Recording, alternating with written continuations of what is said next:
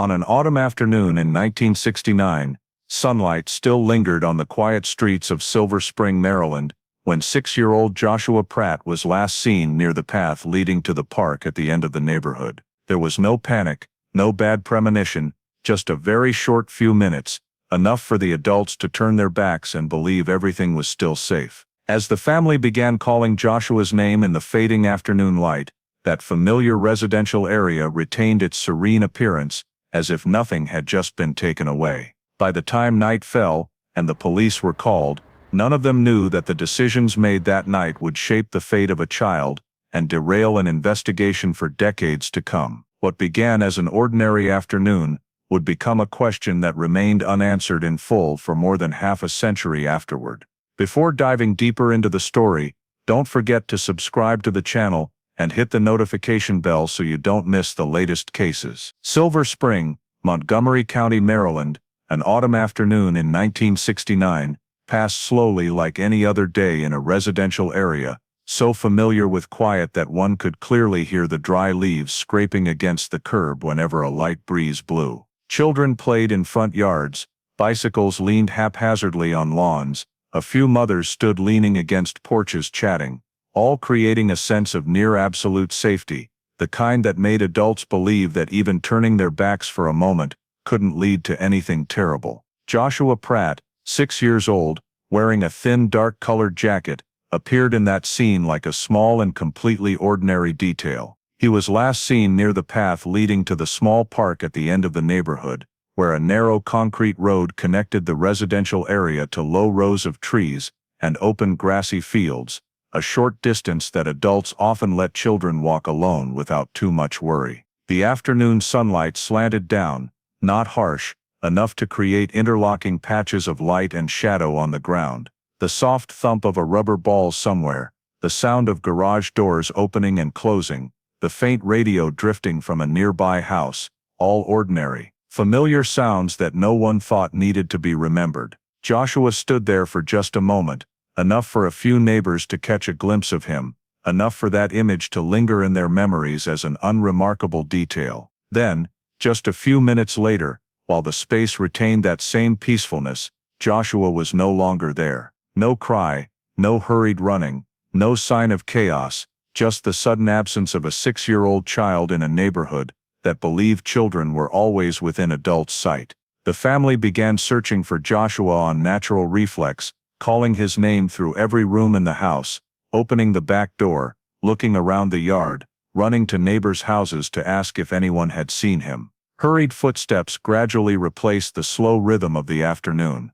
Calls of Joshua's name echoed multiple times, each carrying a bit more worry than the last. Adults began moving faster, searching more thoroughly, even checking places they would normally never think a child could enter. Children in the neighborhood stopped playing, stood watching, not understanding why the atmosphere had suddenly changed. Time passed in the most uncomfortable way, long enough for unease to emerge, but not yet enough for people to accept that something truly serious had happened. As the afternoon light began to fade, darkness crept into every yard corner and narrow road. Joshua's family realized they were no longer searching out of overcaution. Joshua had not come home. He did not appear in any place they could think of. In that moment, as the day neared its end with answers still completely blank, the family was forced to do something they never imagined they would have to. On what seemed like a harmless afternoon, they called the police. When the missing person call was received at the Montgomery County Police Dispatch Center, the case was immediately classified as a missing child, a file level that required activating a rapid response, regardless of time or available personnel. Just minutes later, the first patrol cars appeared on the street so familiar with Silver Spring's quiet. The autumn afternoon had just closed with a fading sunset, and in the short time between streetlights starting to turn on and darkness covering the narrow paths, an ordinary residential area had become the scene of a child disappearance. There was no large-scale cordon, no chaos, just a few officers standing in front of the Pratt family home, quietly observing the surrounding space and beginning to ask the first questions, while inside, bewilderment had not yet fully turned into comprehensive fear. That very night, the official file was opened, and the name Joshua Pratt, age 6, was entered into the system as a missing person case of unknown cause, with time measured in hours rather than minutes. The investigator on duty understood clearly that the first hours were decisive, especially when the victim was a child too young to protect himself or make complex choices. Their first task was to reconstruct the minute-by-hour timeline, a seemingly simple task but always fraught with risks in missing persons cases. Every small detail had to be placed on the timeline: when Joshua left the house, where he was seen, and how much time had passed from that point until the family called police. The question of last seen was asked first. The family said Joshua was still in the front yard late in the afternoon, with no unusual signs, while a neighbor near the park path remembered seeing a boy resembling Joshua standing there in the weakening light. These two accounts, when heard separately, had no contradictions, but when required to attach specific times, they began creating unexplained discrepancies. Next was last known direction, the final known direction of Joshua's movement. One person believed he headed toward the park, where neighborhood children often went. Another thought he turned back toward the houses, as they didn't remember seeing him go deeper into the grassy area. No one could confirm watching Joshua for more than a few seconds, and that very brevity made determining direction ambiguous. Finally, last contact, the moment Joshua was still under direct family supervision. According to relatives, it was very close to when they started searching, but exactly how close no one could pinpoint. These answers were carefully recorded, but from that moment, the investigator recognized a familiar issue in child disappearances. Human memory, when under pressure and worry, often doesn't follow the clock, but stretches or contracts according to emotions. Based on Joshua's age and a 6-year-old's mobility, police cordoned off priority areas, using familiar professional logic. A child this age, if wandering out of adult sight on his own, would unlikely go far in a short time without someone noticing. Thus, the initial search radius was determined by walking distance in a few minutes, the area in front of the house, the road to the park, nearby backyards, and small paths neighborhood children often used. This logic led investigators to focus on narrowing space rather than expanding hypotheses, believing Joshua was still somewhere nearby. However, during more detailed timeline construction, a serious issue began to surface and quickly became the first instability in the entire file. When timelines were placed side by side, investigators realized there were 3 different points related to Joshua's disappearance moment, and they didn't align in any reasonable way. The first from the family: Joshua left their site just minutes before searching began, a very short time almost insufficient for a child to go far. The second from the park neighbor, who remembered seeing Joshua about 10 to 15 minutes earlier than the family's estimate. The third from another neighborhood person, claiming to have seen a boy like Joshua even earlier, when afternoon light was still clear enough to distinguish faces. These 3 timelines, on the same axis, created a large enough gap to completely alter understanding of the case. If the earliest was accurate, Joshua was out of adult control much longer than the family thought.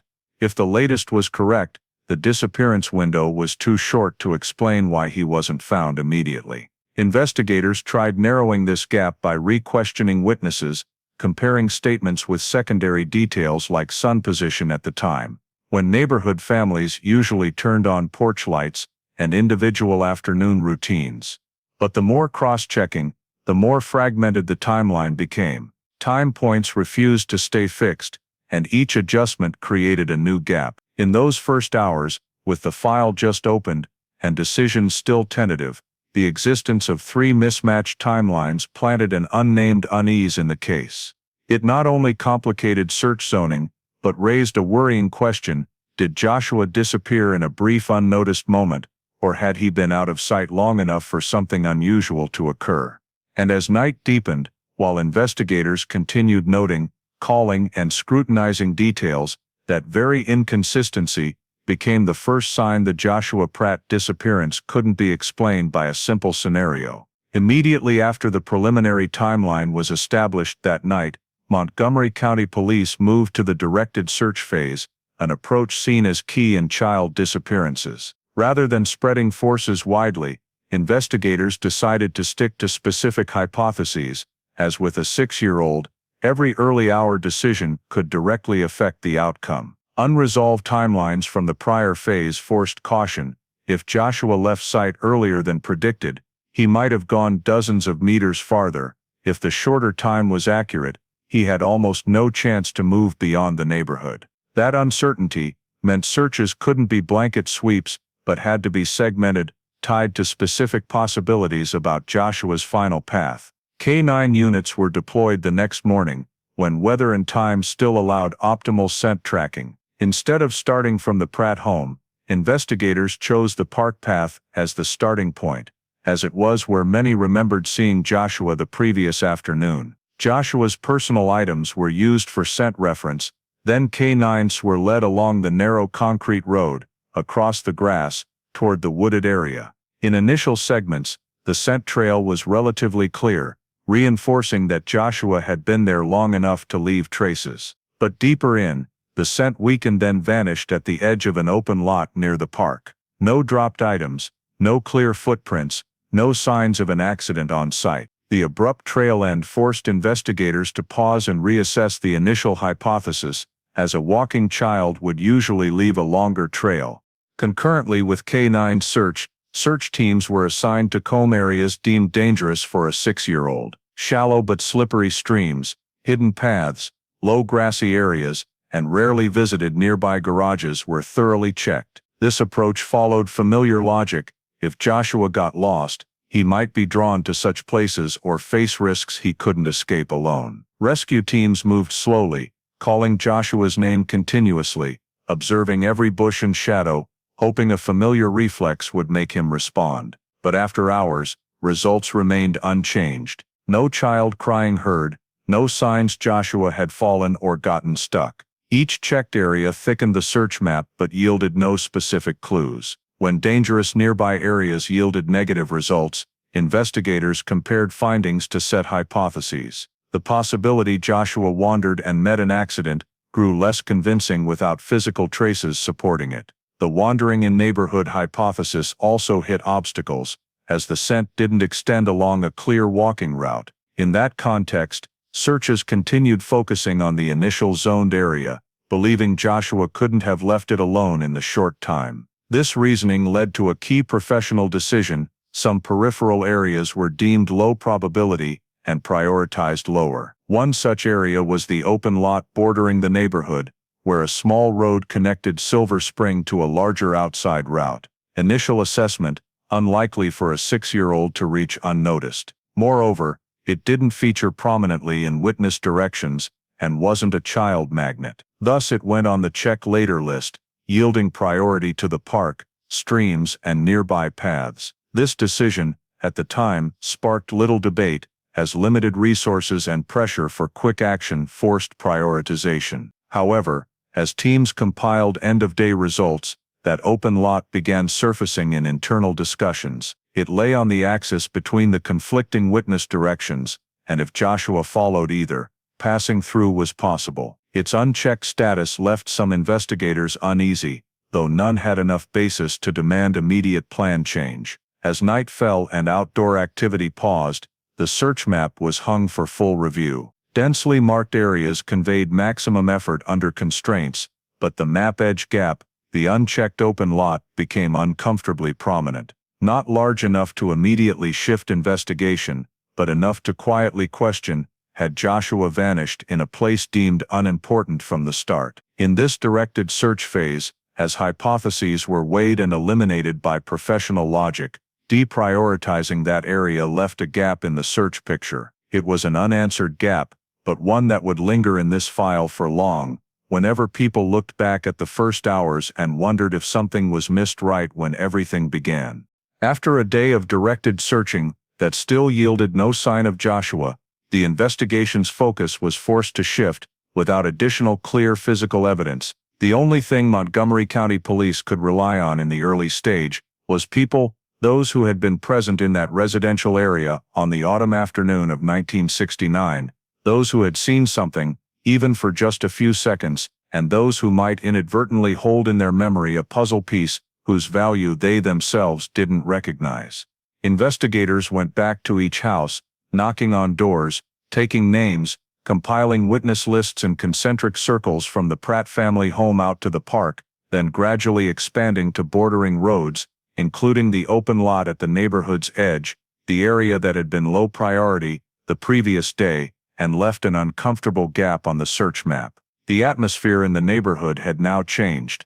The initial peacefulness turned into a stifling feeling, as every conversation with police could make someone recall a detail they wished they had paid more attention to. The first group of witnesses was neighbors near Joshua's home, people familiar with the Pratt family who could confirm the boy's presence that afternoon. They described Joshua appearing in the front yard, sometimes running toward a call, sometimes standing looking toward the park, as if drawn by something in the distance. But when investigators asked them to pin those images to a specific time, everything started to slip. Late afternoon for one person might mean after 4 o'clock, for another close to 5, a few relied on their own routines, when they started cooking, when their kids had to come inside, but those routines weren't clocks. As a result, the same event of seeing Joshua in the front yard could be placed in multiple different time slots, and that discrepancy carried over into every inference about how far Joshua could have gone. The second group was passers-by and residents near the park,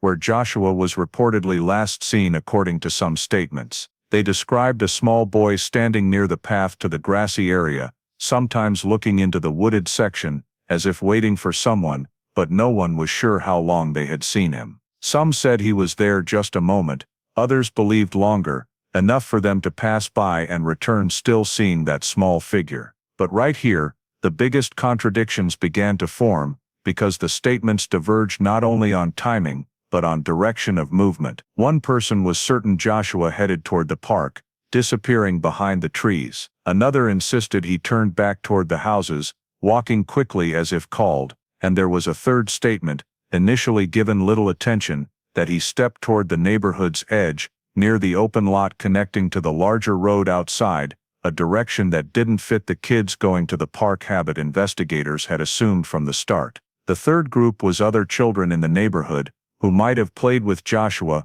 or seen him from closer than adults. The difficulty here was that children remember by feeling, not by time markers. They could describe vividly whether Joshua had smiled or been quiet, whether he was holding something or not, but when asked what time, answers were usually just before it got dark, or before I had dinner. Investigators had to use indirect questions to anchor the children's memories to specific events. Had the ice cream truck passed yet? Had the streetlights come on? Had someone's whistle sounded? Even so, the pieces gathered didn't form a unified picture. In the temporary workspace set up near the scene, a timeline board was created with markers, each estimated time point and statement, pinned with the witness's name. Just hours into compiling, that timeline turned into a tangled web.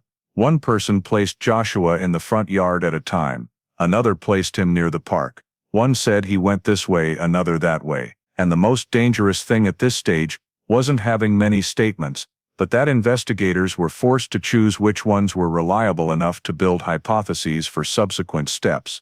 If they chose the park direction, searches would continue focusing on streams, paths, bushes. If they chose the neighborhood edge, the scope would expand to roads and points accessible to vehicles. Each choice meant betting time and resources on one path, while the missing child wouldn't wait for them to agree. Right in the midst of that choice, a particular statement emerged and quickly became contentious.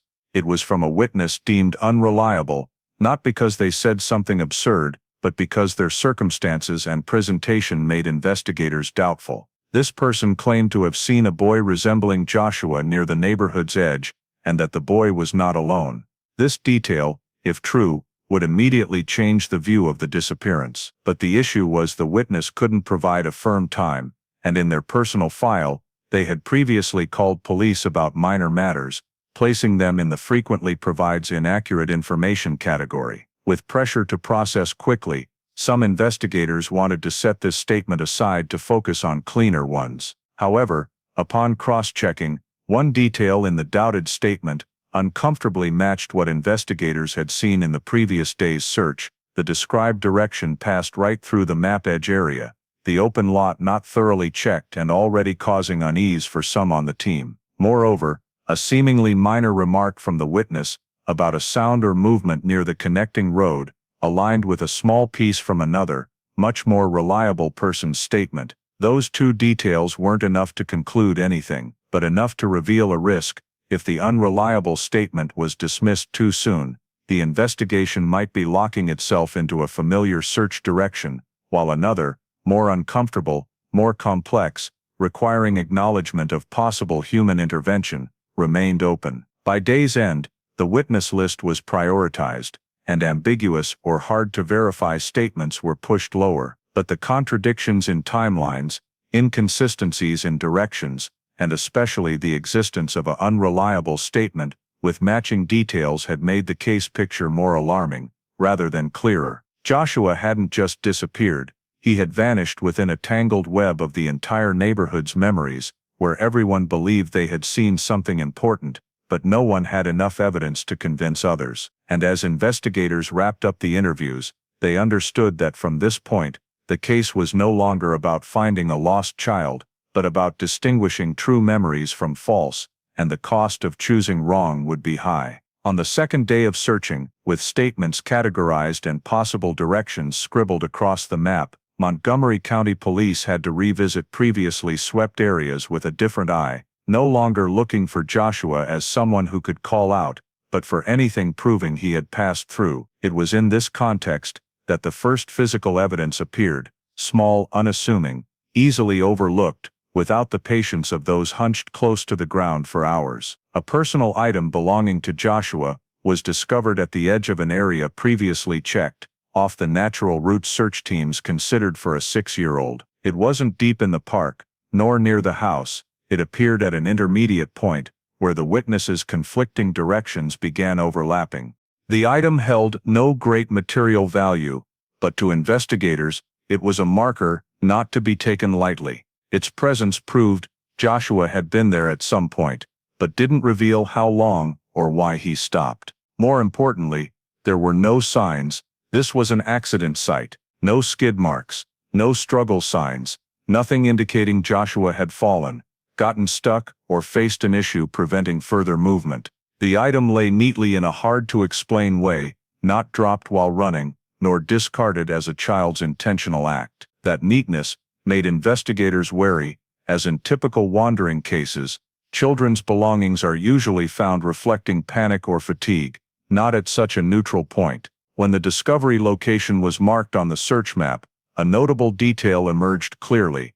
It lay near the axis, connecting the houses, to the previously deprioritized edge area. The distance from Joshua's home wasn't far, but not a place a 6-year-old would typically go alone without reason. This made the hypothesis of Joshua wandering and meeting an accident less convincing. If he went on his own, why did traces stop here? If accident, why no additional indicators? Those questions had no immediate answers, but enough to force investigators to adjust their view of the entire sequence. The item was collected per procedure, sealed, and documented with position, discovery time, and those present. Concurrently, search teams were tasked to recomb the surrounding area with a wider radius, seeking not just Joshua, but anything related: footprints, fabric scraps, minor environmental changes. Results remained zero. No further connecting traces formed a clear path. For investigators, this was frustrating.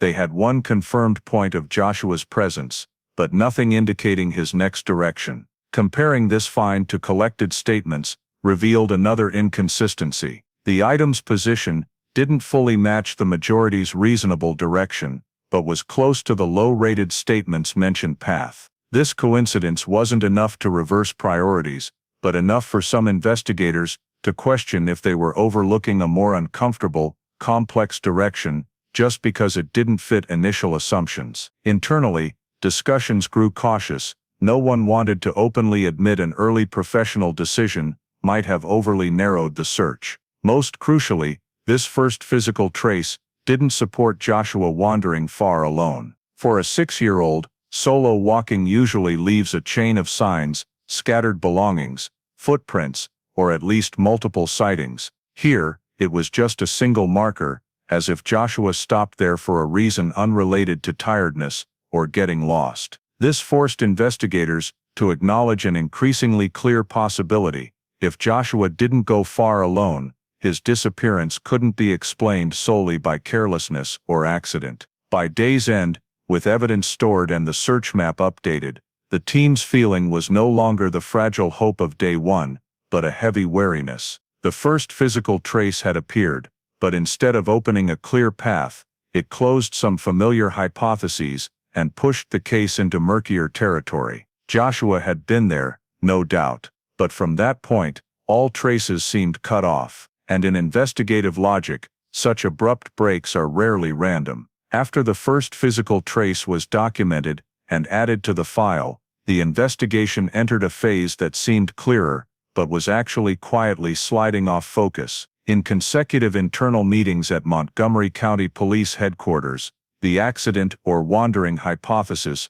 remained prioritized. This wasn't random, but a result of the era's context, professional habits, and how child disappearances were typically understood in the late 1960s. When a child vanished in a quiet neighborhood, the system's first reflex was a simple explanation: got lost, fell in a stream, got stuck somewhere unable to return. The newly found single physical trace, though insufficient for accident conclusion, was interpreted to reinforce this as a final stop in a spontaneous journey, not a sign of external intervention. The reason abduction wasn't prioritized wasn't lack of basis, but how society then viewed such crimes. In 1969, stranger child abductions weren't seen as common threats, especially in middle-class neighborhoods where people knew each other. No Amber Alert concept, no immediate federalization of cases, no later decades media pressure. To many investigators, a stranger approaching, taking and vanishing with a 6-year-old without any neighborhood notice was hard to imagine. Compared to that, Joshua wandering an accident remained the reasonable scenario, despite thinning supporting evidence. This hypothesis, prioritization directly affected next professional decisions. The search map continued emphasizing natural hazards, streams, paths, thick grass, hidden spots where a child could get stuck or fall. Meanwhile, outward neighborhood exits, requiring consideration of vehicles or adults, weren't expanded priority. The intermediate trace was explained as a pass-through before continuing, not abrupt journey end. Each such interpretation reinforced accident, simultaneously blurring other possibilities, though none disproven. However, internally, not everyone fully agreed. A young investigator,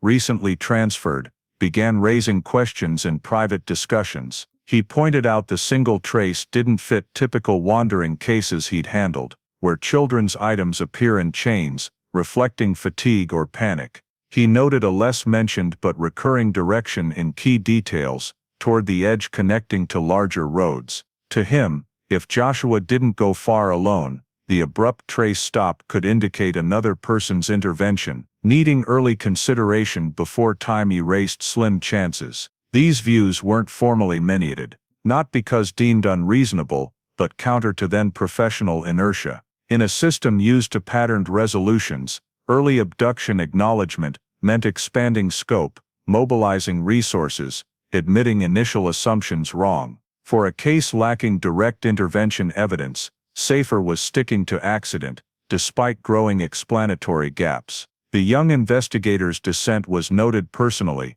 but not team direction. Consequences didn't appear immediately, but through questions asked and overlooked. When witnesses mentioned accident misfitting directions, deemed less reliable. When traces didn't lead to familiar hazards, interpreted intermediate, not terminal. When timeline gaps unexplained by solo walking, temporarily shelved awaiting evidence. Each decision seemed reasonable in context, but chained, formed a clear trajectory, investigation following a preset path, not evidence-led. The accident and wandering hypothesis dominated not from new proof, but others not nurtured long enough. The first physical trace, instead of broadening view, was fitted into existing mold, and the sole clear dissent challenging that mold wasn't elevated sufficiently. In the file, everything appeared logical: a possibly lost child, thoroughly searched neighborhood, procedurally advancing investigation. But beneath, a key assumption was misaligned, and from here, every subsequent step would carry that misalignment's consequences, though no one then realized it would last decades. As the accident and wandering hypothesis continued to hold center stage in professional meetings, another detail began appearing sporadically in witness interview records, but never placed prominently enough to force the investigation to stop and confront it directly. It was mentions of a strange vehicle near the park area, appearing around times that overlapped with the conflicting timelines that had made the initial reconstruction so tangled. Not a single statement, but several scattered accounts from witnesses who didn't know each other, recorded at different points in the process. Each one, standing alone, was too thin to form a lead, but placed together, they created an uncomfortable picture. On the afternoon Joshua vanished, a vehicle unfamiliar to the neighborhood's usual routine had appeared near the park. These witnesses didn't describe the vehicle with clear details. One remembered it as a dark-colored car, parked briefly then leaving. Another only recalled a car idling near the path to the grassy area, a spot children often ran past heading into the park. Someone else said they saw the car driving slowly along the small bordering road, as if looking for something, but couldn't be sure if it was before or after Joshua's last sighting. None remembered a license plate, and none could confirm seeing Joshua interact directly with it. This very lack of detail made investigators hesitant to tie the vehicle to any prioritized hypothesis. In the 1969 context, no plate meant no trace, no traffic cameras, no image storage systems, and checking passing vehicles relied solely on human memory. Investigators tried prompting questions. Was the car familiar to the neighborhood? Did it often park there? Did anyone nearby own a similar one? But answers were vague. Some thought they'd seen it before but couldn't recall when. Others figured it might just be a park visitor's car, parked temporarily then gone. No data strong enough to turn the vehicle into an official lead. More importantly, the vehicle detail didn't fit the guiding hypothesis. If Joshua wandered off and met an accident, a strange vehicle's presence held little meaning. To center the vehicle in analysis, investigators would have to acknowledge possible adult involvement in Joshua's disappearance, a possibility the system then avoided. Thus, in internal summaries, the vehicle appeared only as a side note, in parentheses or at page ends, not in key findings. Discussions focused on whether Joshua might have entered a hazardous area where he could have fallen, rather than someone being there with him. This choice showed clearest when revisiting directions. The park direction remained key, but as Joshua going alone, the neighborhood edge, where some placed the strange vehicle, was deemed secondary, requiring uncomfortable questions about others' roles. Even when some vehicle mentions aligned with the direction a young investigator had previously highlighted, the alignment wasn't enough to shift established priorities.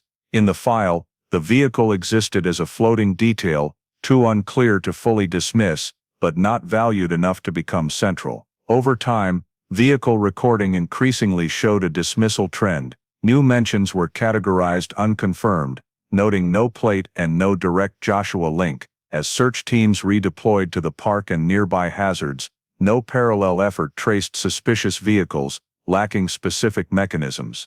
The vehicle wasn't sketched, no effort identified common local models, no canvas of nearby owners. It was simply left in notes as an unproven possibility. Consequences didn't show immediately. Short term, the investigation seemed reasonable. Main hypotheses pursued, hazards searched, decisions explainable by errors logic, but structurally, excluding the vehicle from official hypotheses, created a large gap. It meant a factor potentially explaining abrupt trace breaks, Joshua not wandering far, K9 scent ending oddly, personal item at an intermediate spot, wasn't connected to other pieces. The strange vehicle lingered somewhere in the file, mentioned enough to deny non-existence, but ignored long enough no one proactively asked, if related, why appear exactly when Joshua vanished, and why not pursued from the start. In the investigation's flow, it sank beneath familiar assumptions, leaving an initially unnoticed silence,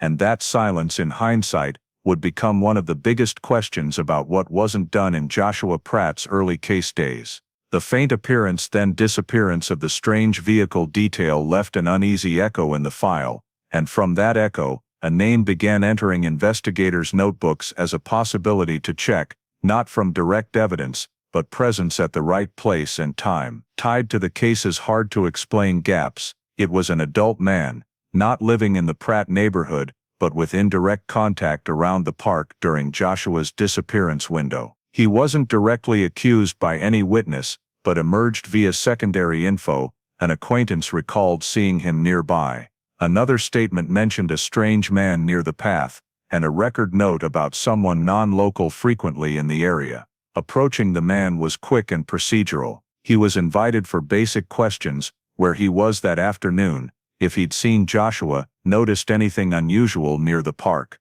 Answers were unremarkable. He said he only passed through briefly, didn't know the Pratts, didn't notice playing children, didn't recall suspicious vehicles, no clear contradictions, no direct witness placing him with Joshua, no physical links. With the investigation still revolving around accident wandering, deeper suspect listing wasn't deemed necessary. Investigators noted the exchange, marked him interviewed, and shifted back to familiar searches. No follow-up surveillance, no cross-checking his schedule against conflicting timelines, no deeper verification of his vehicle or frequent haunts. In then handling, understandable, limited resources, pressure for quick Joshua find, no strong factor to center him. He became a short file line, like many interviewed then sidelined. However, weeks later, new info updated the file, not from the scene, but administrative. The man had left Maryland, not short trip,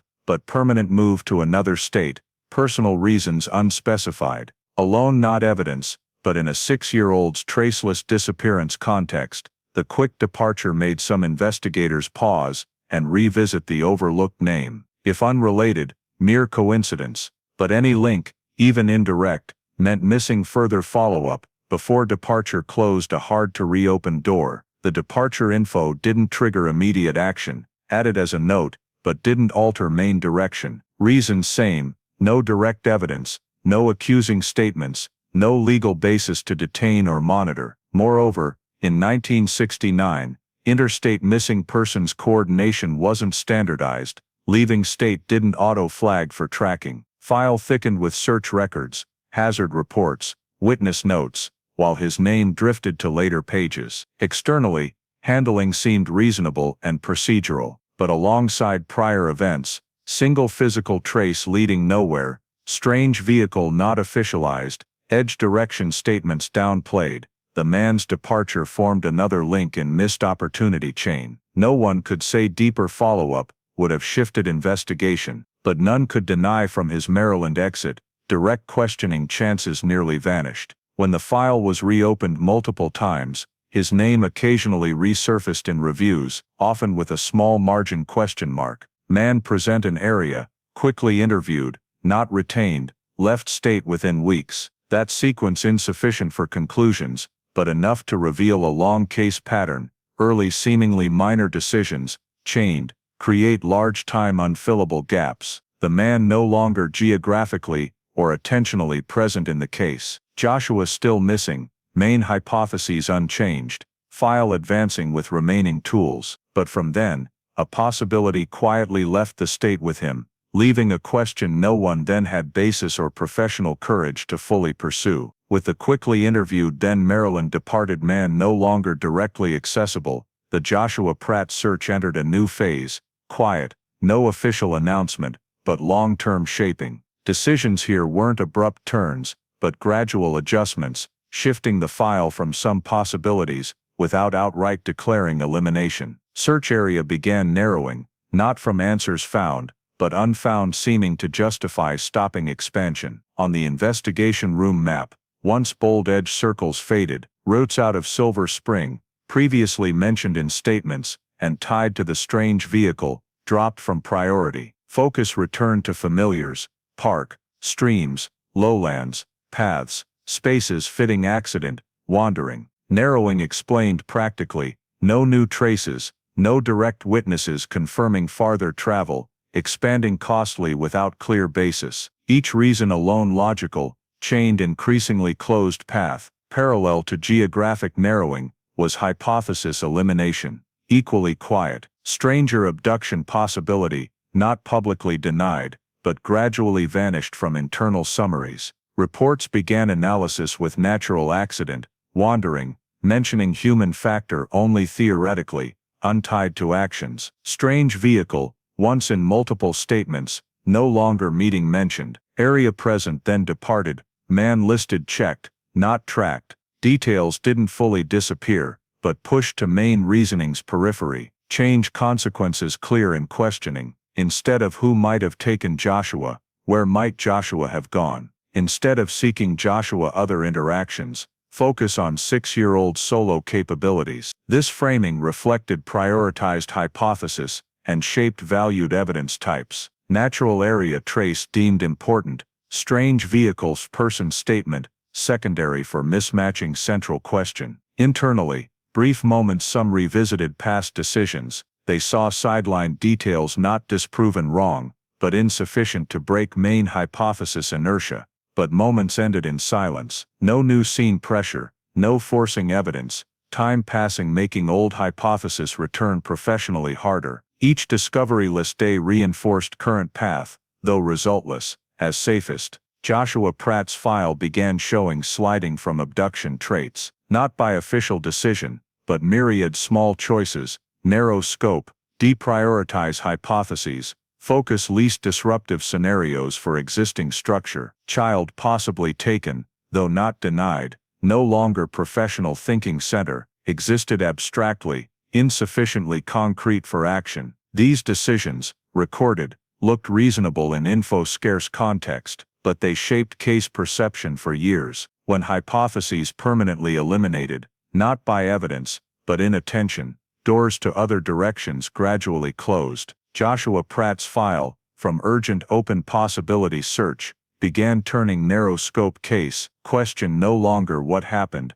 but what more can be found, and in process, abduction direction though unresolved, quietly slid from story center, leaving a gap only decades later, clearly seen. As the shaping decisions were made, and the investigation's scope increasingly narrowed, the search for Joshua Pratt entered a new state, not because answers had been found, but because there was nothing more specific to hold on to. The following days passed without new leads, no additional physical traces, no reliable new witnesses, no discoveries forcing investigators to reopen hypotheses, pushed to the margins. Each morning began with reviewing the previous day's reports, and each evening ended with the same familiar conclusion: no progress. That repetition, though not publicly declared, gradually created a sense of fatigue in the team, fatigue not from doing too much, but from doing it too long without results. The pressure that had enveloped the first days began to ease in an almost natural way. When Joshua first vanished, all resources were mobilized with the feeling that every hour could decide a 6-year-old's survival. But as time stretched into the second week, then the third, that belief gradually gave way to a colder realization: if Joshua was still somewhere in the search area, there should have been more signs by now. The reduced pressure wasn't intentional. It was the consequence of no new information to sustain emergency status. Search teams were no longer deployed daily. Areas repeatedly checked were no longer revisited with the same intensity. In internal meetings, the tone changed too. Urgent questions about what next were replaced by more cautious discussions about what more can be done. Some investigators suggested keeping the file open, ready to respond to new community tips. Others emphasized that under current conditions, continuing large-scale searches would be ineffective. Both views were valid, and their reasonableness made a decisive call harder. The result was a limbo state. The search wasn't officially ended, but no longer driven as before. The Joshua Pratt file began showing the first signs of a cold case. New reports grew sparse, gaps between updates lengthened. When a citizen call came in, information was noted, but rarely led to action without truly new details. Names once considered, the strange vehicle, the man who left the state, remained in the file, but no longer mentioned in routine discussions. They existed as checked items, though never fully resolved. Formally, the file stayed open. Joshua Pratt remained listed as missing, any related information accepted, but practically, the case was no longer the focus of professional attention. Investigators shifted to new cases, with fresh evidence, and clearer intervention chances. This wasn't indifference, but how the system allocated limited resources. A lidless case, however tragic, gradually dropped in priority. In the community, the atmosphere shifted too. Early days Joshua was discussed on every corner, in brief talks and worried glances, but as time passed without news, attention scattered. People returned to daily routines, though Joshua's name occasionally surfaced with hesitation. Silence didn't arrive suddenly. It crept in gradually, until no new updates became the norm. For the team, the hardest moment wasn't officially stopping the search, but realizing continuing at the same intensity was no longer feasible. No announcement said search ended, just small administrative decisions, reduced hours on the case, personnel reassigned, file archived pending new info. Together they formed an unavoidable reality. The Joshua Pratt search had effectively stopped, though never declared so. The Joshua Pratt file entered a different phase, the phase of waiting for an unexpected call, a witness recalling something, a chance discovery breaking the prolonged silence. But each uneventful day made that possibility more fragile. The case didn't close, but didn't advance.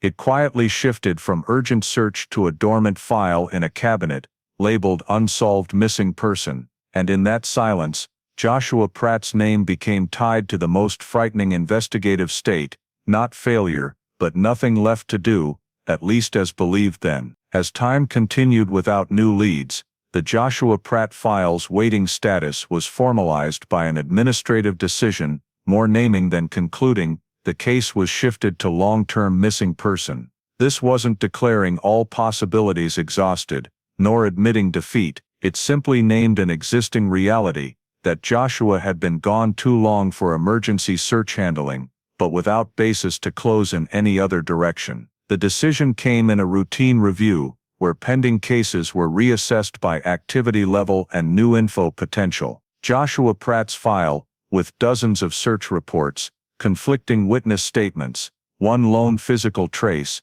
and no specific suspect, was grouped as no progress. Status change meant no routine updates, no dedicated strategy meetings, no proactive budget or personnel. Henceforth, movement could only come externally, a call, chance find, or late emerging info. In the file, case status description changed, but core content didn't. Joshua Pratt remained missing, but beside his name cold notes, no suspect, no conclusion, no new evidence, no charges, no full exclusions. Names once surfaced, witnesses, the departed man, indirect area ties, stayed in earlier pages, but no arrows linked them to specific acts. File neither closed, nor opened new paths. The biggest difference from early months wasn't file content, but treatment. Before, any new detail, however small, could trigger immediate response. Now, the same detail would be noted, stored, awaiting something strong enough to connect. This typified long-term missings. All possibilities theoretically existed, but none clear enough for action. No official suspect directly resulted from early choices. As abduction slid from investigation center, no one faced long-term scrutiny. Initial outsider contacts weren't extended into investigative chains. Over time, revisiting them grew harder, not just from departures or life changes, but lacking solid anchor to justify reopening that direction. No suspect, not from impossibility, but no clear professional path to a specific name. No conclusion was also a choice, though not called so then. Joshua wasn't declared dead, no official fate assumption. This reflected system caution,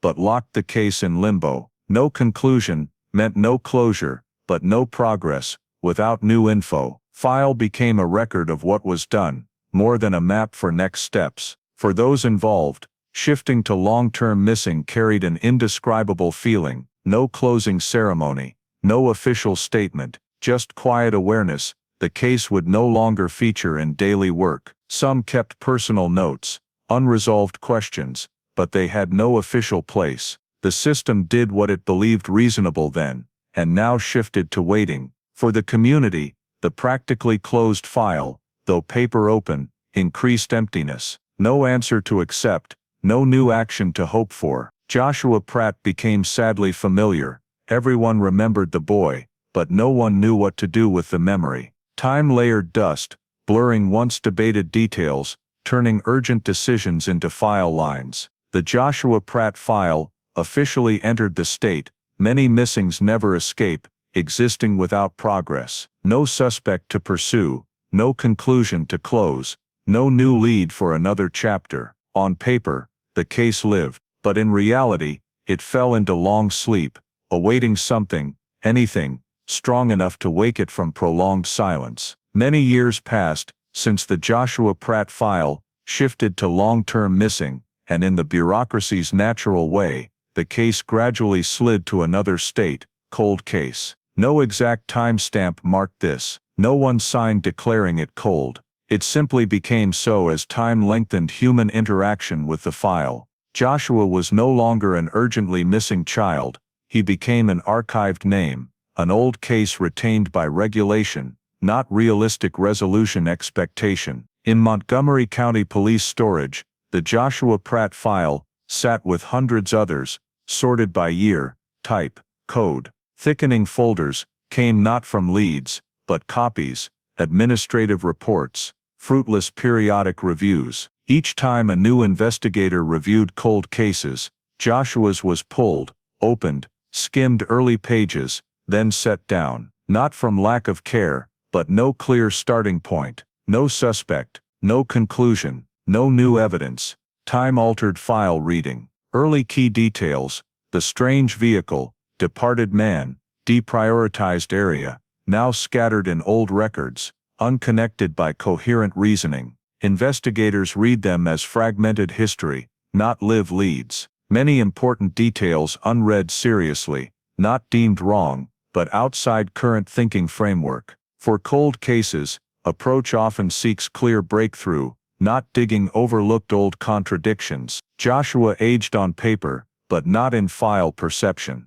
His age updated yearly, but hypotheses tied to a 6-year-old vanishing in autumn 1969. No effort restructured differently, as that required revisiting then reasonable decisions, and questioning them. That demanded time, resources, and most crucially, strong justification for reopening a year's stagnant file. In cold case reviews, Joshua's often grouped unsolvable without external new info, meaning no proactive investigation, no one tasked revisiting old witnesses, many moved or deceased. No return to Silver Spring with fresh questions. As the area changed, homes renovated, roads widened, park upgraded.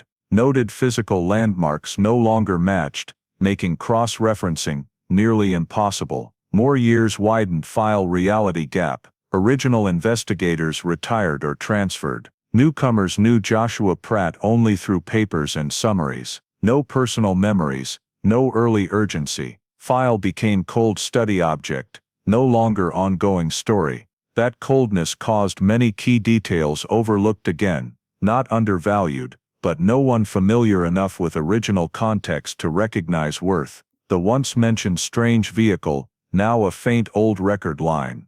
The departed man, just a name without current address. Early excluded area, no longer as before, abstracting directions. Early timeline direction contradictions, once confounding, no longer debated, as no one tried resolving them. File not wrong, just still. Cold case isn't a conclusion, but a state. In it, all possibilities theoretically exist, but none close enough to reach. Joshua Pratt on paper could still be alive, dead, or left Maryland with someone that afternoon. But those possibilities led nowhere, lacking clear path from hypothesis to evidence. For storage, Joshua Pratt's file was a preservation unit. For community, a fading memory. For the investigative system, a quiet reminder of done limits, and undone in early days. Joshua Pratt no longer a search center, nor resolved case. He existed between, trapped in archived folders, where key details waited for someone, sometime, patient, and different enough to reread them with entirely new eyes. Decades after the Joshua Pratt file fell into cold case status, a systemic change opened an opportunity that had not previously existed. Maryland's Cold Case Unit began a program to review old missing persons cases by fully digitizing the files, not to hunt for a miraculous new clue, but to do something simpler yet far more difficult: reread everything from scratch, under the same data standard, with the same professional language, and without being influenced by assumptions formed decades earlier. The Joshua Pratt file was pulled from physical storage, each folder scanned, indexed, and entered into a system allowing investigators to view the entire case on a single plane, rather than fragmented by time and people. The digitization process did not immediately yield new information. It did not create new witnesses, make additional physical evidence appear, or bring the missing person back, but it achieved something no one had fully done before: placing all the scattered pieces of the case side by side. For the first time, statements from neighbors, passers-by, neighborhood children, notes about the strange vehicle, the quick interview record of the man who then left the state, and reports on the lone physical trace all appeared on the same interface. No more front pages, back pages, no more details buried in appendices. Everything emerged simultaneously, forcing the reader to see relationships that previously existed only subconsciously. As investigators began piecing them together, the first thing they did was not hunt for a suspect, but rebuild the timeline from zero. Not using the old timeline accepted for years, they entered each statement into the system, attaching them to estimated time markers and specific geographic locations. Contradictions once noted but never fully resolved were no longer masked by assumptions. They appeared clearly, overlapping like lines that never intersect at the same point. In a short time, a foundational issue emerged: the original case timeline could not logically exist. As it had been accepted, Joshua would have to be in the front yard at one moment, appear near the park in the same short window, and reach the spot where the personal item was found, all within a time frame too brief for a 6-year-old to move that way alone. When investigators had the system calculate actual distances between points, minimum walking times, and environmental factors, the results didn't match. Not unlikely, but impossible, if assuming Joshua moved alone, continuously, without external intervention. This discovery did not come as dramatic shock, but as a creeping chill in the workspace, because if the timeline could not exist, it meant the entire reasoning structure built on it for decades stood on flawed foundation. Decisions to narrow search areas, eliminated hypotheses, and pushing human involvement out of center all rested on a timeline that could not be correct. Investigators began risking questions, not about Joshua, but about how the case had been understood. When the timeline was rebuilt differently, allowing for Joshua not moving continuously alone, the overlooked scattered pieces began finding their places. The personal item's position was no longer an inexplicable intermediate point, but possibly where Joshua's free movement ended. The strange vehicle detail, once deemed insufficiently specific, now fit a time gap Joshua could not fill alone. The man's departure weeks later, once a minor note, now appeared right at the segment the new timeline showed the first disruption. None of this evidence alone sufficed for conclusion, but properly placed, they formed a far more logical structure than the old version. The most important aspect of this review was not immediately finding the answer, but acknowledging the case had been guided by a chain of unthoroughly checked assumptions. The Cold Case Unit did not try to fix the past by judging old decisions. They understood the 1969 context differed vastly from today, in both perception and tools, but digitizing the file and piecing scattered parts revealed an unavoidable truth: Joshua Pratt could not have disappeared in the way the old file described. When the review ended, no announcement declared the case solved, but no one viewed it as a static cold case anymore. On screen, the new timeline still had many gaps, but for the first time in decades, those gaps were clearly defined. knowing where they were, why they existed, and what to seek to fill them. The Joshua Pratt file, once dormant in storage, was now restructured into a logically coherent open question, rather than a stack recording impasse. The decades-later review did not bring Joshua back, but it achieved something more important for the investigation, restoring to the case a shape where the boy's disappearance was no longer vague, but an event with order, breakpoints, and traceability. And from that moment, the Joshua Pratt file was no longer just a cold case, it became a case awaiting continuation, this time, with a timeline that could withstand logic. The decades-later review changed the case's logical structure, but the true turning point came only when the cold case unit stopped viewing the Joshua Pratt file as a story ended in the past, but as a data chain still able to collide with the present. After rebuilding the new timeline and clearly identifying breakpoints, the team expanded the search scope in a previously unprioritized direction, cross-referencing the missing person record with modern administrative data, rather than just seeking traditional criminal traces. This was a fundamental mindset shift. Instead of asking where did Joshua die, the question was reframed as if Joshua did not die, where has he existed in the system all these years? The process began cautiously. Investigators combed federal and state databases, non-existent in 1969, unidentified parent birth records, adoption records, laid open Social Security records, and legal identity changes in later periods. Each step was technical, low emotion, yet powerfully disruptive to decades-old assumptions. If Joshua had been taken by an adult and raised under another identity, he would not have vanished completely. He would leave traces in systems designed to record human existence. Right in this cross-referencing, an anomaly appeared, an administrative record, not directly tied to Maryland, not linked to the Joshua Pratt case in any prior database, showed an individual with a matching birth year, but background info mismatched typical patterns. This person appeared in the system much later than the reported birth date, and early life data had gaps similar to what the cold case unit recognized in childhood identity change cases. Nothing in the record sufficed as evidence, but enough to trigger deeper checks. When the data was placed beside Joshua's new timeline, the coincidence became notable. The timing this individual appeared in the system aligned with the period Joshua, if alive, would need a legal identity to enter adulthood, schooling, work, taxes. Investigators did not rush to conclude. They knew birth year coincidences are not rare,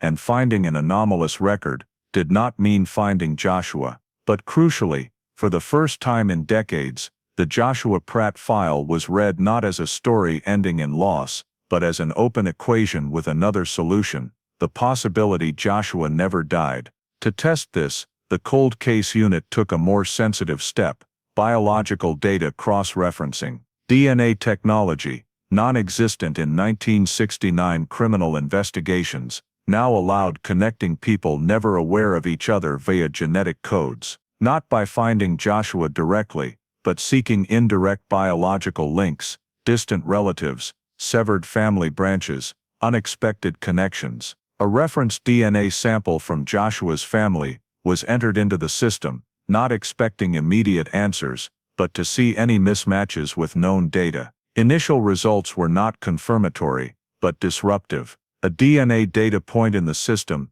did not fully match any recorded family, but was not anonymous in absolute terms. It showed biological linkage at a level inexplicable, if assuming Joshua died in 1969. Investigators did not publicize this. They understood its sensitivity, and that premature disclosure could harm those living decades without answers. But internally, something irreversibly changed. The assumption Joshua died was no longer default. This shift quickly permeated how the team revisited the entire case. Details once inconvenient now held meaning: the lone physical trace as a stop point, not end; the strange vehicle as transport, not random; the state departing man as potentially carrying another identity, not just overlooked name. Nothing automatically became evidence, but they began fitting a more consistent scenario, one where Joshua did not vanish from the world, but from his true identity. This new discovery brought no immediate relief.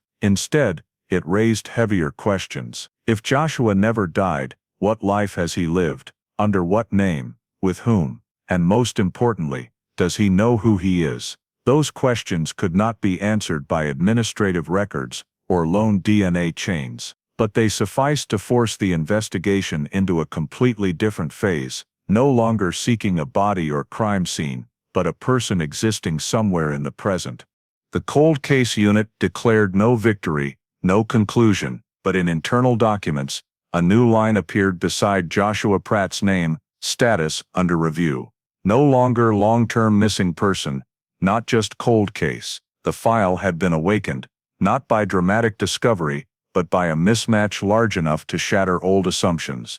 And for the first time since that autumn afternoon in 1969, the possibility Joshua Pratt is still alive, somewhere, under another name, was no longer fragile hope, but a serious investigative direction, guided by data, logic, and the final pieces gradually finding their places. When the possibility Joshua Pratt never died was placed on the investigative table seriously, the cold case unit understood half measures would not suffice. If administrative and biological data pointed another path, the mandatory next step was returning to the origin, not to find personal fault, but to dissect all 1969 professional decisions, one by one, under new logic's light. Reinvestigating from the root was not rewriting history, it was peeling history from assumptions once deemed reasonable, but now untenable. The review began with the earliest records, the missing person call, nighttime timeline reports, and handwritten notes on last seen best last known direction, last contact. Rereading, investigators recognized an era-typical pattern, prioritizing the least disruptive scenario, accident and wandering centered not from strong evidence, but fitting then social context. In a quiet 1969 neighborhood, acknowledging stranger abduction meant expanding investigation beyond system norms, and thus it was deferred.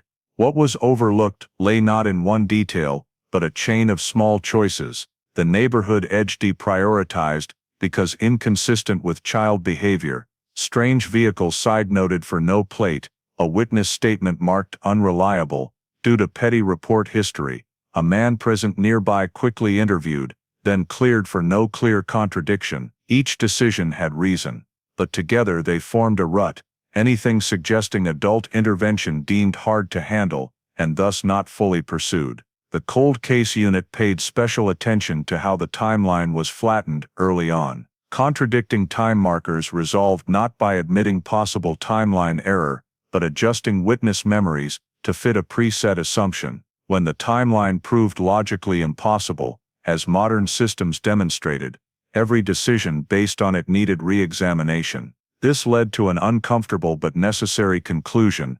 The initial investigation followed era procedure correctly, but missed the case's core focus. Early dismissed hypotheses were brought back to the workspace, not to judge right or wrong, but to assess whether they were eliminated, due to lack of evidence or lack of patience. The possibility Joshua was taken by motor vehicle, once deemed unlikely, now fit the time gap a child could not fill alone. The abrupt end of the K9 scent trail was no longer a technical failure, but a sign of journey interruption. The personal item appeared as a stop point, not an accident site. Pieces once scattered now stood together in a more logical structure. The team also revisited what was not done. No effort to trace suspicious vehicles, no interstate follow-up when an individual left the state in a sensitive period, no resketching strange vehicle statements to identify common local models, no deep cross-checking of vague statements for meaningful overlaps.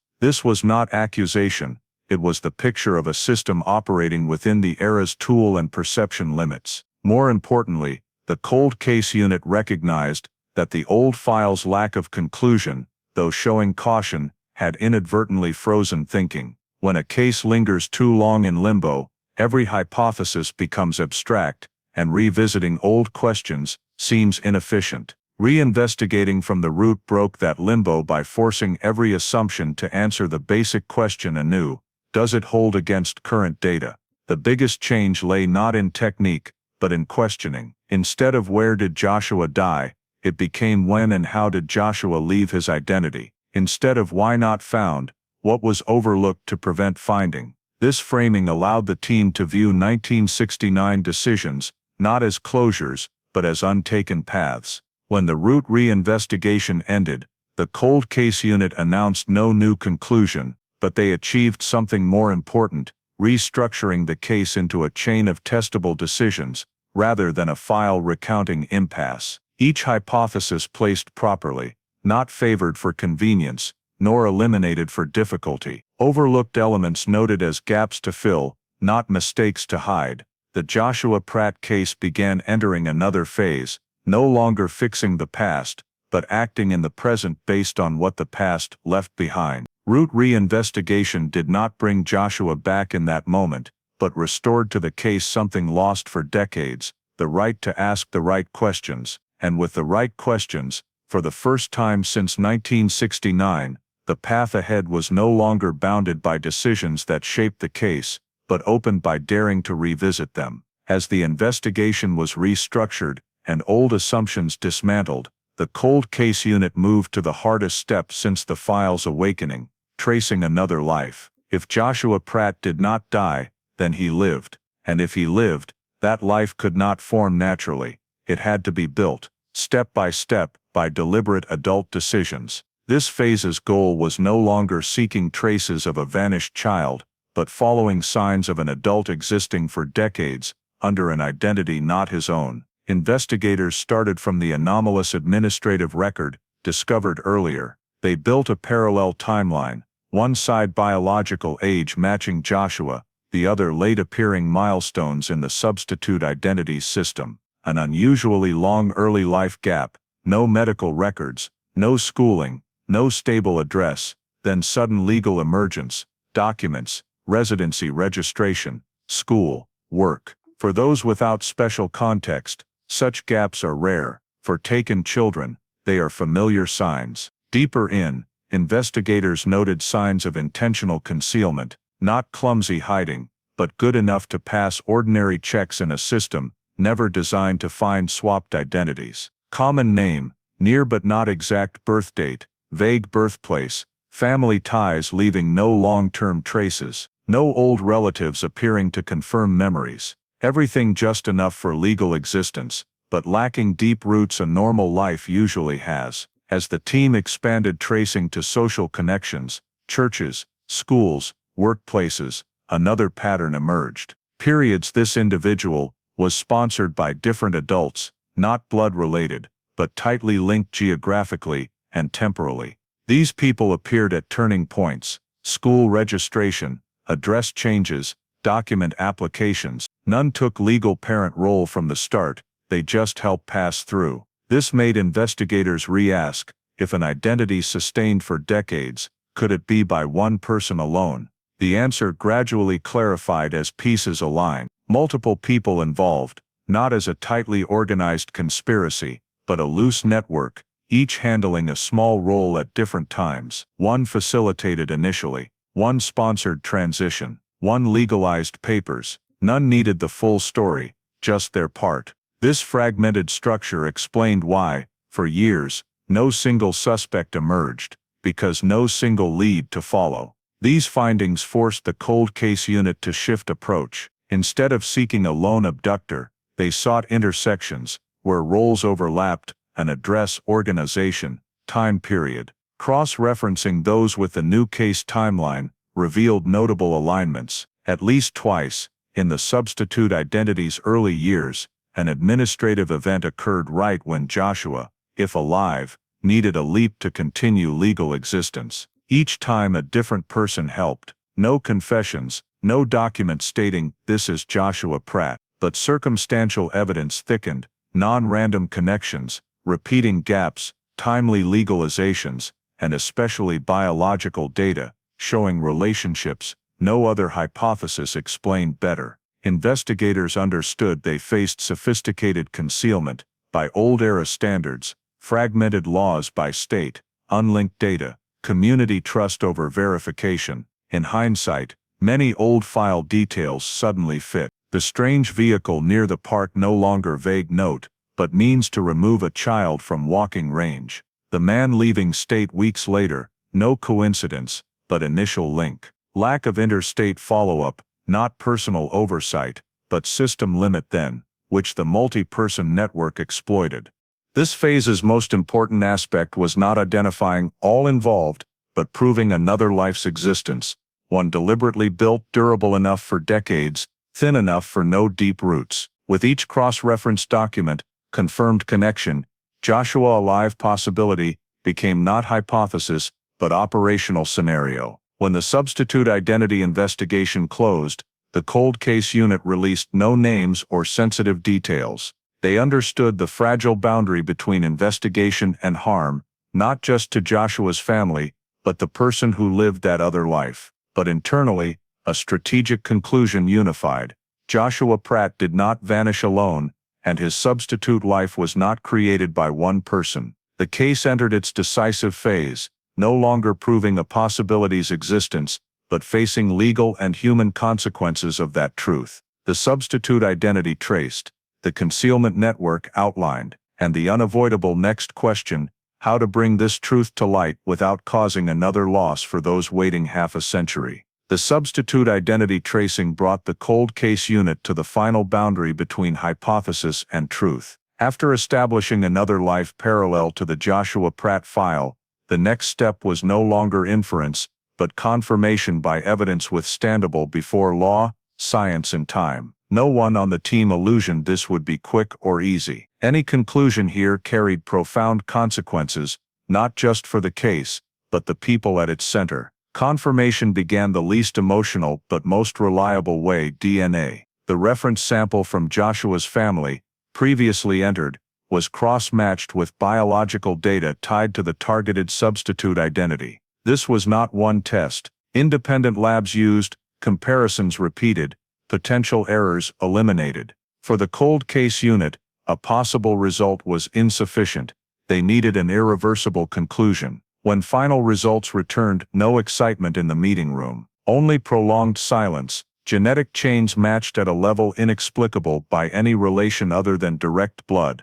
Not distant cousins, not random coincidence. Biological data confirmed the man with the substitute identity was the child who vanished from Silver Spring that autumn afternoon in 1969. Joshua Pratt was alive, but DNA was only half confirmation. For truth to hold legally, the cold case unit needed supporting evidence, administrative and circumstantial proof the current identity was constructed, not naturally born. Records final crossed, unusually late birth certificate, absent early life medical records, state move milestones, matching Joshua file gaps. Each document alone accused no one, but stacked, formed consistent legal structure, a child taken raised under another identity, existing decades undetected.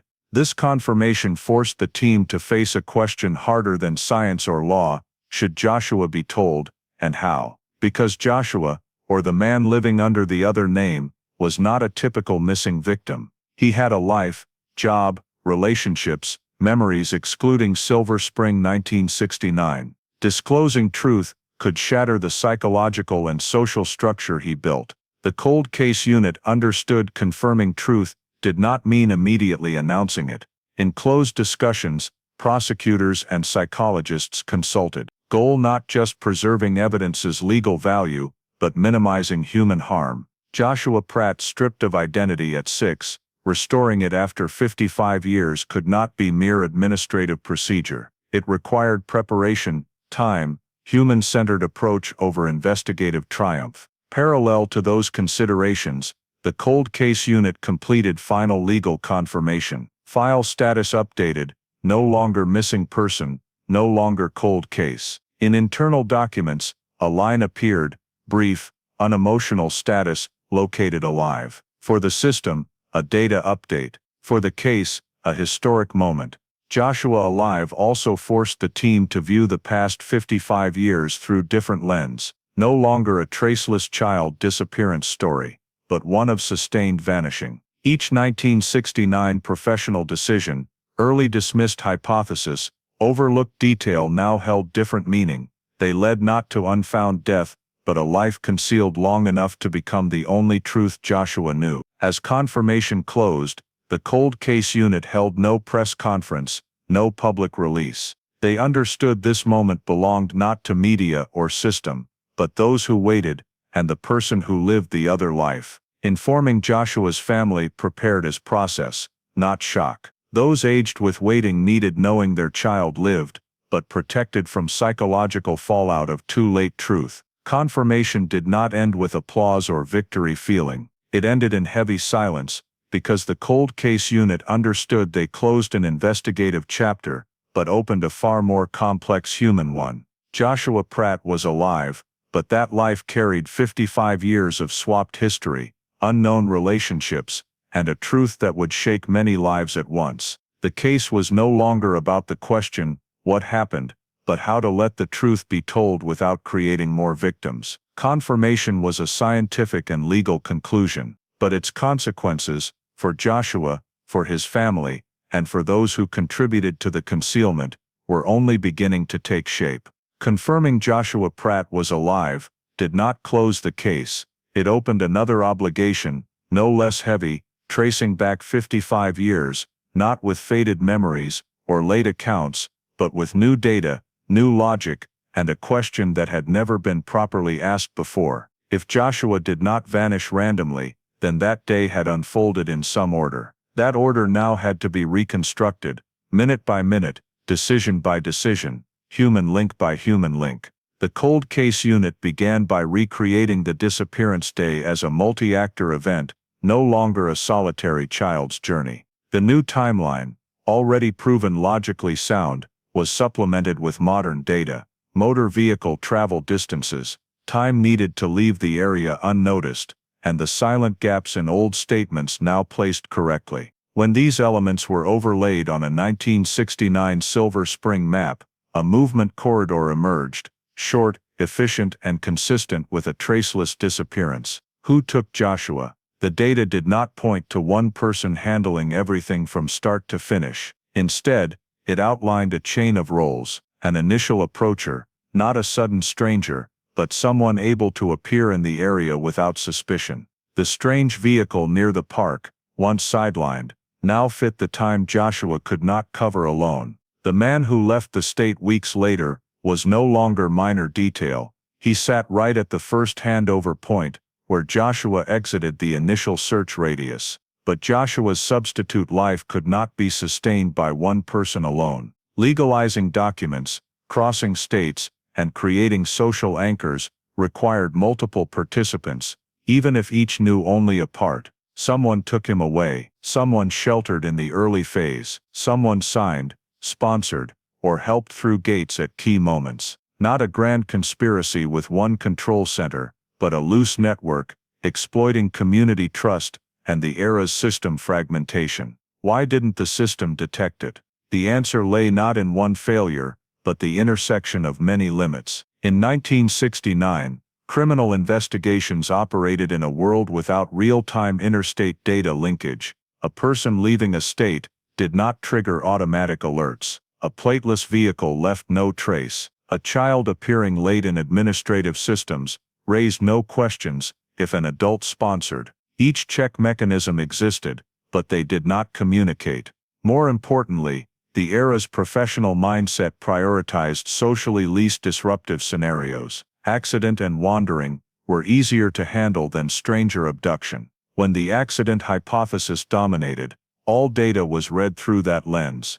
Misfitting details were seen as noise, hard to verify statements downplayed, and as time passed, lack of new evidence was interpreted as tacit confirmation of the initial direction. The cold case unit also traced back decisive breakpoints, deprioritizing the neighborhood edge area, not tracing vehicles, quick interview then clearing a timely present individual, no interstate follow-up when that person left the state, no single decision, alone, sufficed to fail the case. But together, they created a corridor wide enough for a child to leave his identity undetected. Cross-referencing the substitute identity's administrative data with the disappearance day timeline revealed a chilling alignment. Initial legalizations occurred right when the system should have questioned, but did not. Not because of masterful deceit, but because the system was not designed to suspect what appeared normal. A child with an adult, a signed document,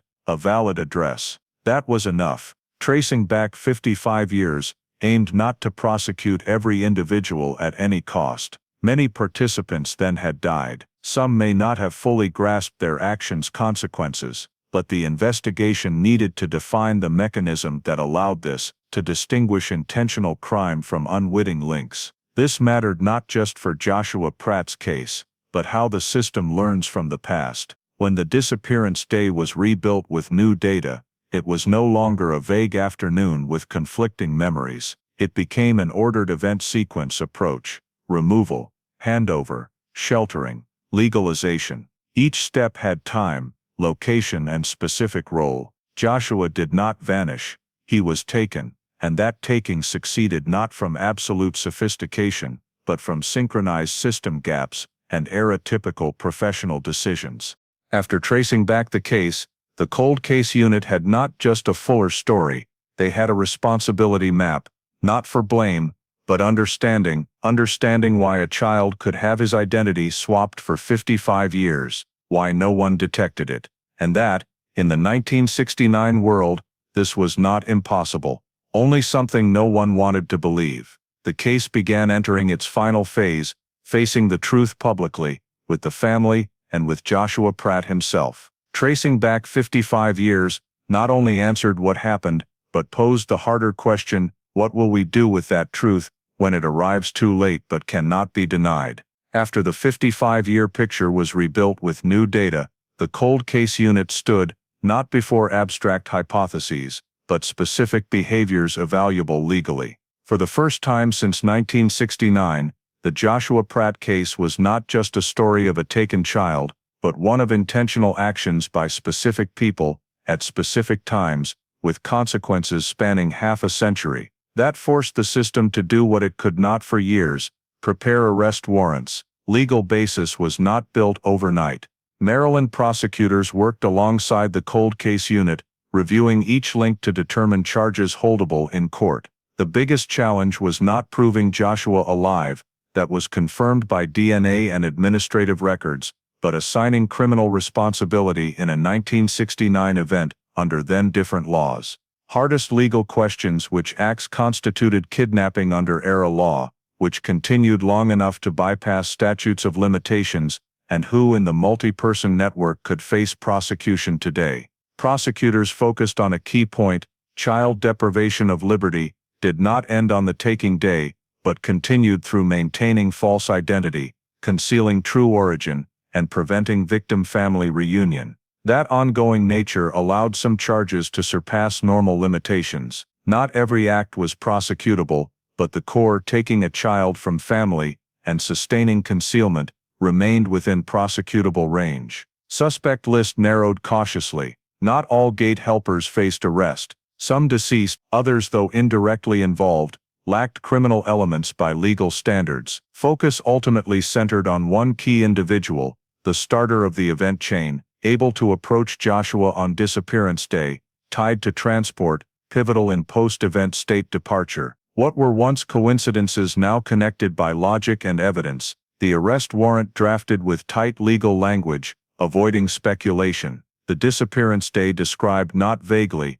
but sequentially: approach, removal, handover, sustained concealment. DNA confirming Joshua alive, included as proof of crime's ongoing consequences. Anomalous administrative records used to prove concealment intent, not random error. Every warrant line withstandable by court and history scrutiny. When the judge signed, no cheers. In the cold case unit workspace, heavy atmosphere prevailed. They understood this moment, unlike routine arrests. The suspect no longer young, but aged with time, carrying a past the system missed. But age did not erase responsibility. The warrant was belated acknowledgement, a boundary crossed, needing law's naming. The arrest occurred quietly, no flashing lights or media lenses. Officers approached the suspect at current residence, announced the warrant, read charges clearly. No resistance, no immediate confession, only prolonged silence, as the man realized the story thought buried 55 years had finally caught up. For the cold case unit,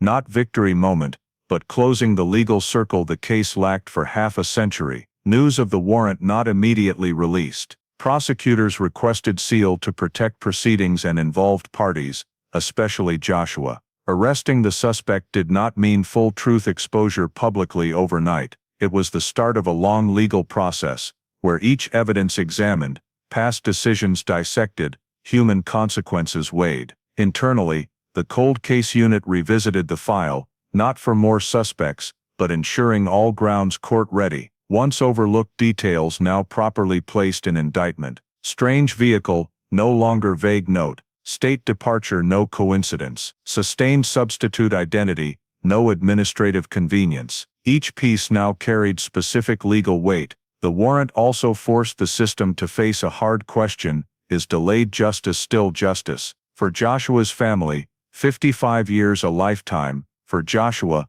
a life lived under another name. The warrant could not restore lost childhood, nor erase decisions shaping many fates, but it achieved one important thing: affirming time does not erase responsibility when criminal acts leave living present consequences. As the suspect entered custody, the Joshua Pratt case officially entered its investigative arc's final phase, court. But even before courtroom steps, the warrant marked a historic milestone. It stated that despite system delays, dismissed hypotheses, decades-dormant file, truth proven by data science, law, could still lead to action. After arrest warrant did not end with handcuff images, but deeper realization: this case never just about finding a child. It was about whether a society is ready to look straight at what was overlooked, and upon seeing, courageous enough to act. The warrant issued not just to prosecute one person, but affirm some truths, though concealed 55 years,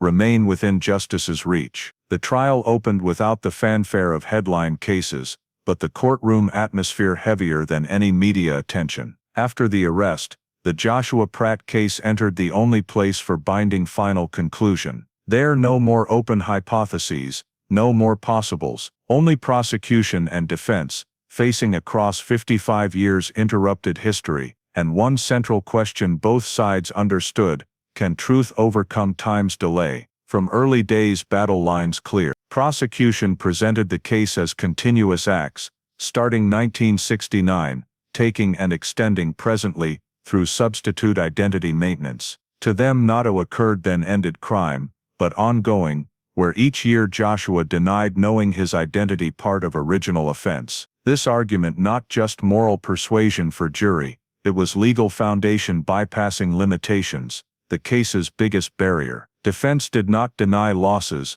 but attacked the core weakness they believed would collapse charges: time delay. They argued 55 years blurred memories, lost evidence, turned reasonable inferences dangerous speculation. Witnesses dead or imprecise recall, initial file made in different professional context. 1969 decisions, to them cannot be judged by current standards. Defense stressed system failed, but system failure, not equal individual criminal guilt. Time delay quickly became main battlefield. Prosecution spoke modern data, DNA, administrative cross-matches, new timeline logic impossible, without adult intervention. Defense countered modern data, cannot absolutely rewrite past. DNA confirms blood only, not defendant's specific criminal act. They asked, does Joshua living under another identity prove defendant kidnapped him, or only that Joshua raised in unrecorded circumstances? Witness examination days proceeded slowly, almost extremely cautiously. Cold case unit investigators called, not for dramatic retelling, but explaining reasoning. They presented new timelines step by step, highlighting old versions' logical breaks. They said not we believe, but this could not occur without adult intervention. Defense tried shaking conclusions by stressing data science, impossible, not equal real life occurred. The trial's pivotal moment came when decisive evidence presented, not one proof, but convergence of many independent ones. Prosecution showed DNA results, not as shocking reveal, but solid foundation. On it, they placed anomalous administrative records, late appearing documents, inexplicable normal life gaps, move milestones matching disappearance timeline. Finally, they return to seemingly smallest detail. Defendant's state departure right after Joshua vanished, and complete absence any defendant Joshua link over decades. Silence meaningful only beside intentional concealment. Defense countered by questioning motive. Why would defendant do this? No clear financial gain, no ransom demand, no confession. Prosecution did not fabricate dramatic motive, instead argued not all deprivations stem simple motive, sometimes motive in control, deciding a child's fate undetected. They stressed lack clear motive, does not erase act, especially with proven real, prolonged consequences. Throughout the trial, Joshua, the man who had once been the missing child, did not always appear. When he was present, the courtroom fell silent in a different way. No one asked him to recount lost childhood memories. No one forced him to take a side. His presence alone was living evidence. The child presumed dead was sitting right there. The defense avoided direct confrontation with Joshua, understanding that any questions about memories could backfire before the jury. As closing arguments concluded, both sides knew they were not just arguing about an accused man. They were arguing whether time can erase responsibility. The prosecution closed with a simple but heavy argument. Joshua had been deprived of his identity for 55 years, and each of those years was part of the crime. The defense closed with a call for caution. Do not let pain and justice's tardiness turn into a verdict based on inference, more than absolute proof. When the jury retired to deliberate, no one in the courtroom dared predict the outcome. This trial had no easy winner. Whatever the verdict, it would leave aftershocks. For Joshua's family, for Joshua, for the legal system, and for how society views cases buried by time. But one thing had become irreversible. The truth had entered the courtroom, and this time, it was no longer bounded by the 1969 professional decisions. The trial did not close the case in an emotional sense. It placed a legal period on a 55-year story, and opened the final question no verdict could fully answer. When justice arrives too late, is it enough to heal what was swapped for an entire lifetime? When the trial ended and the verdict was delivered, the Joshua Pratt case finally reached a point it had never had in the previous 55 years, an official ending. Not a complete ending in the sense of healing, nor an emotional release. Just a clear legal milestone, where the system acknowledged that the 6-year-old who vanished from Silver Spring in 1969 had not died in silence, nor vanished on his own. Joshua Pratt had lived, and therefore, his case, in the proper legal sense, had been closed. Closing the file did not happen with a brief announcement. It was an extended administrative, legal, and ethical process, where every line in the file was updated to match the proven truth. The missing child status was removed. Cold case no longer existed. In its place was a more accurate, heavier description: a child abducted and concealed, located alive after 55 years. That was not a victory. It was a final truth recorded. For Maryland's cold case unit, this moment held more meaning than any case they had handled. Not because they had found Joshua, but because they had found what the system had missed. In internal summary reports, the Joshua Pratt case was used as a rare study example, where every layer of initial professional misalignment could be reviewed clearly, no longer obscured by assumptions or era habits. Those misalignments were not described as personal errors. No 1969 investigator was named for blame. Instead, the file pointed to something harder to accept: systemic misalignment, prioritizing the accident hypothesis because it was easier to handle, downplaying abduction possibility because it alarmed the community, believing a child in a quiet neighborhood could not be taken unnoticed, lack of interstate data linkage, treating prolonged silence as a sign nothing more to find. In hindsight, none of those decisions were unreasonable in 1969 context, but because they were reasonable then, they became dangerous when maintained without ever being re-examined.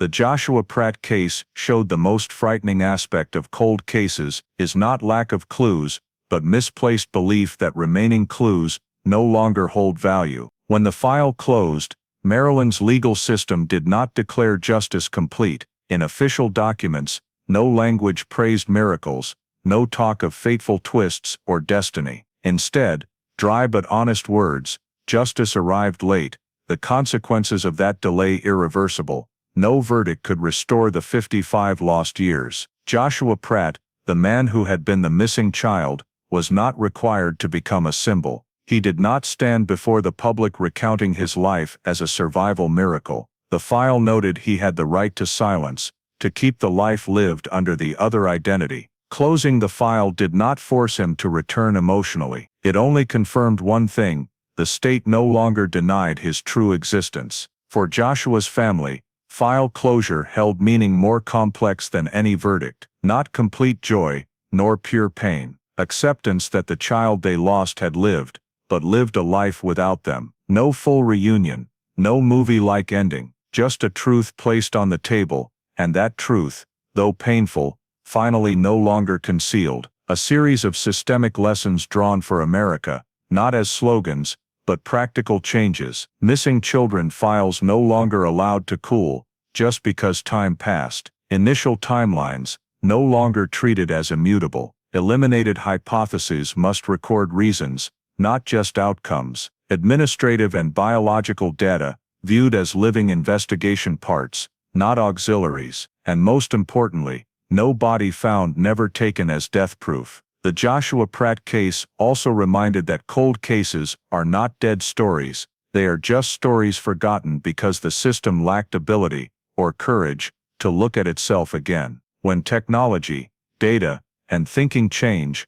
the system's responsibility is not protecting old decisions, but readiness to re-ask questions. The file closed on an ordinary day, no special ceremony, a final signature, a system status update, but its meaning spread farther. It told waiting families hope does not always take desired form. It told investigators excessive caution sometimes as dangerous as haste. And it told American society justice does not always arrive on time, but when it does, the most important is honesty enough to face the cost of delay. The Joshua Pratt story did not end with miracle praise. It ended with acceptance. Acceptance a child was swapped from his life. Acceptance the system missed early chances. Acceptance some losses irreparable, only nameable correctly. And acceptance file closure, not ending pain, but stopping truth denial. The case ended, not because everything was fine,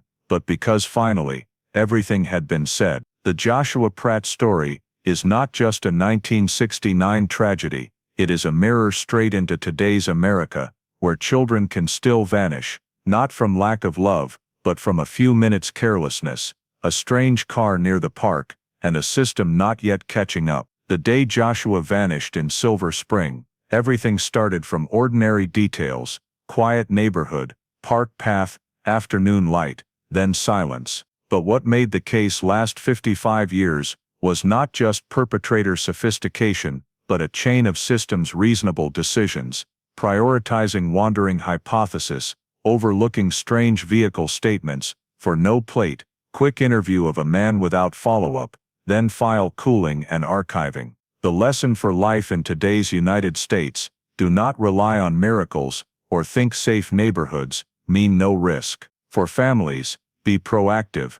Teach children the 3-step rule: no going with strangers, no approaching strange cars, run to crowded places, remember clothing shoe item descriptions, and take regular updated photos for immediate data if needed. For communities, do what 1969 lacked most: share information quickly, note every uncomfortable detail, strange car, stranger, unusual timing, and support police organized rather than rumors. And for the system, this story reminds modern data, file digitization, administrative cross-checking, DNA, only works when we dare overturn old assumptions, because sometimes, the wrong lies not in clues, but how we chose to read them from the start. If you believe every forgotten file deserves another look, subscribe to the channel so we can continue tracing cases time has never truly closed. Thank you for staying until the end of Joshua Pratt's story.